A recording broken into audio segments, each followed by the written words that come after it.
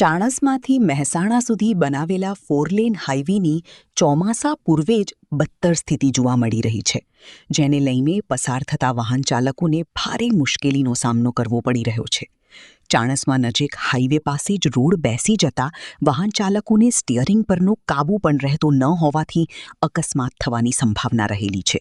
તેમજ ચાણસમાં મહેસાણા હાઈવે પર ધાણોધડા ગામ પાસે અને કાચની કંપની પાસે પણ રોડ પર તિરાડો પડી જવાના કારણે ખાડાઓ કર્યા બાદ તેનું પુરાણ કરવામાં નહીં આવતા અકસ્માત થવાની સંભાવના વાહન ચાલકો વ્યક્ત કરી રહ્યા છે. બીજી તરફ કન્સ્ટ્રક્શન એજન્સી દ્વારા જ્યારથી ફોરલેન હાઈવેની કામગીરી શરૂ કરવામાં આવી ત્યારથી જ ગુણવત્તાવિહીન કામ કરાતું હોવાના ગંભીર આક્ષેપો ઉઠ્યા હતા, જેનો પુરાવો હાલમાં જોવા મળી રહ્યો છે. રોડ બનાવાયાને હજુ એકાદ વર્ષ જેટલો સમય પૂરો થવા આવ્યો છે ત્યારે અત્યારથી જ ગાબડા પડી જવાનો સિલસિલો યથાવત રહેવા પામ્યો છે. ચાણસમાં હાઈવે 4 રસ્તાથી મહેસાણા તરફ આવેલ રોયલ હોટલ પાસે એક તરફથી વચ્ચોવચ્ચ રોડ બેસી જવાના કારણે પસાર થતા વાહન ચાલકોને સ્ટીયરિંગ પરનો કાબુ રાખવું મુશ્કેલ બન્યું છે અને વાહનનું સ્ટીયરિંગ પરનો કાબુ ન રહેતા રોડની સાઈડમાં પહોંચી જતા હોવાનું પણ જાણવા મળ્યું છે, જેને લઈ ભવિષ્યમાં અકસ્માતની સ્થિતિ પેદા થાય તેવી ચર્ચાઓ જોવા મળી રહી છે. તેમજ ધાણોધડા ગામ નજીક અગાઉ રોડ પર તિરાડો પડી જવાના કારણે તેનું રિપેરિંગ કામ કરવામાં આવ્યું હતું. બાદમાં ફરીથી તે જગ્યા પર તિરાડો પડી જવાથી કન્સ્ટ્રક્શન એજન્સી દ્વારા નવેસરથી સાંધા કરવા માટે ખાડાઓ કરવામાં આવ્યા બાદ છેલ્લા 5 દિવસથી તેનું પુરાણ ન કરવાના કારણે રાત્રિના સમયે પસાર થતા વાહન ચાલકોને ભારે હાલાકીનો સામનો કરવો પડી રહ્યો છે અને અકસ્માત થવાના પણ કિસ્સાઓ સામે આવી રહ્યા છે.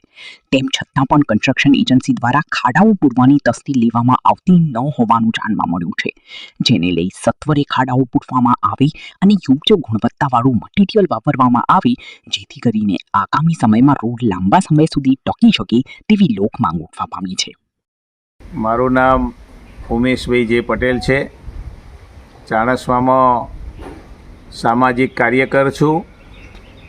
મેં આ જે રોડ બને છે પાટણથી મહેસાણા સુધીનો વાયા ચાણસમાં, એની અંદર હજુ તો વર્ષ પણ પૂરું થયું નથી અને બધા જ રોડ તોડી એને રિપેરિંગ કરવામાં આવ્યા તો પણ ફરી પાછા તૂટી જાય છે.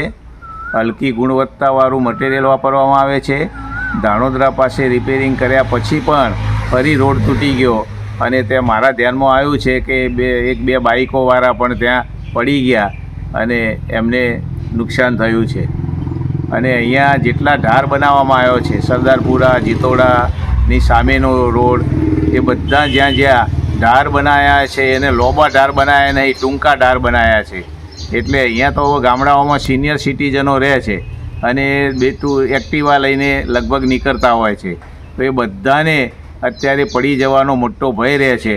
અને એ રીતે અહીંયા હોટલ રોયલ આગળ પણ આખો રોડ દબાઈ ગયો છે અને જો ધ્યાન ન રહે તો એમાં પણ ભૂઈ પડી જવાય એવો પાક્કો ભય ઊભો થયો છે. તો આ રીતે જ્યારથી આ કોન્ટ્રાક્ટરે આ રોડ શરૂ કર્યો ત્યારથી ઘડીકમાં અહીંયા થોડું થીગડું મારે છે, ઘડીકમાં બીજે મારે છે. એક માર્ગું એક જગ્યાએ કમ્પ્લીટ કરતા નથી. અને બાયપાસ જે રોડ બનાવ્યો છે સરદારપુરા રોડથી જીતોડા, ત્યાં તો સાઈડમાં એટલો બધો મોટો ખાડો છે કે જો ધ્યાન ન રાખો તો આખી ખાઈમાં પડાય, જાણે આમ ડુંગરમાંથી ભૂઈ પડે એવી તકલીફ છે.